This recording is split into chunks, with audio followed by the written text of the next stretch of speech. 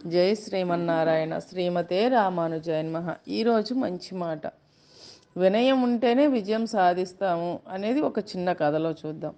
ఓ వ్యక్తి గుర్రం ఎక్కి రహదారి వెంట వెళ్తున్నాడు. రోడ్డు మధ్యలో విరిగిపడ్డ పెద్ద కొండరాయిని తొలగించడానికి సైనికులు ప్రయత్నిస్తున్నారు. చాలా వరకు కదిలించారు, కానీ ఇంకో వ్యక్తి సహాయం ఉంటే బండరాయి తేలిగ్గా కదులుతుంది. సైనికులంతా ప్రయాసపడుతుంటే వాళ్ళ నాయకుడు చూస్తూ నిలబడ్డాడు. గుర్రం మీద ఉన్న వ్యక్తి ఆ నాయకుడి దగ్గరికి వెళ్ళి, మీరు కూడా సాయం చేయొచ్చు కదా అన్నాడు. నేను వీళ్ళందరికీ నాయకుడిని, నేను ఆజ్ఞలు మాత్రమే జారీ చేస్తానన్నాడు.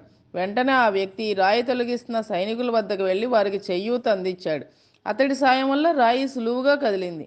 ఆ వ్యక్తి తిరిగి గుర్రం ఎక్కి వెళ్తూ వాళ్ళ నాయకుడి దగ్గర ఆపి, ఈసారి నీ కింద కావాలంటే ఈ దేశపు రాజుకు కబురు పంపు అని చెప్పి వెళ్ళిపోయాడు.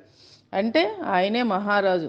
జీవితంలో విజయం, వినయం ఒకదానితో ఒకటి కలిసే ఉంటాయి. నిరాడంబరత, వినయం ఈ రెండు విజయాన్ని తెలిపే సరైన గుర్తులు. వినయం నీ స్వభావానికి, నీ విజయానికి విలాసం అన్నారు బెర్నాడ్ షా. నమ్రత, నిగర్వం, ఓర్పు, నిజాయితీ వినయానికి విలాసాలు. వినయం, విజయం రెండింటినీ పుట్టుకతోనే ఎవరు తమ వెంట తీసుకురారు.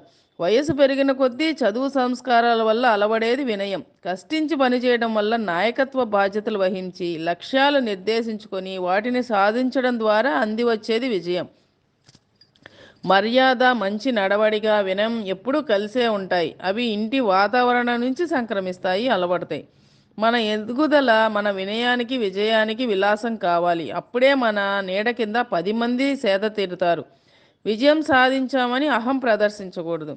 మనుషుల మధ్య సంబంధ బాంధవ్యాలు హఠాత్తుగా ఏర్పడవు. మనుషులతో మమేకం కావాలి. నువ్వు నేను అనే అడ్డుగోడ ఉన్నంత వరకు మానవ సంబంధాలు ఎటువైపు ఉన్నవి అటువైపే ఉంటాయి. ఒక పౌండ్ తెలివితేటల కన్నా ఒక ఔన్స్ వినయం విలువ అధికం అంటారు. సామర్థ్యం ముఖ్యమే, కానీ వినయం, విధేయత లేని సామర్థ్యానికి గుర్తింపు ఉండదు. వినయం ఒక భావన మాత్రమే. వ్యక్తిత్వాన్ని అభివృద్ధి చేసి మెరుగుపరిచి నడవడికను సరైన మార్గంలో పెడుతుంది వినయం. ఇతరులకు ధన్యవాదాలు తెలియజేయాలనుకునే భావనే కృతజ్ఞత. అది అవతల వారి పట్ల మనకున్న గౌరవాన్ని, మన ప్రవర్తనను, మన వినయాన్ని విశదపరుస్తుంది. అతి సర్వత్రా వర్జయేత్ అంటారు. అతి వినయం ప్రదర్శిస్తూ మన పక్కనే ఉంటూ సమయం వచ్చినప్పుడు దెబ్బతీసే వాళ్ళు ఉంటారు. అలాంటి వారి పట్ల అప్రమత్తంగా ఉండాలి.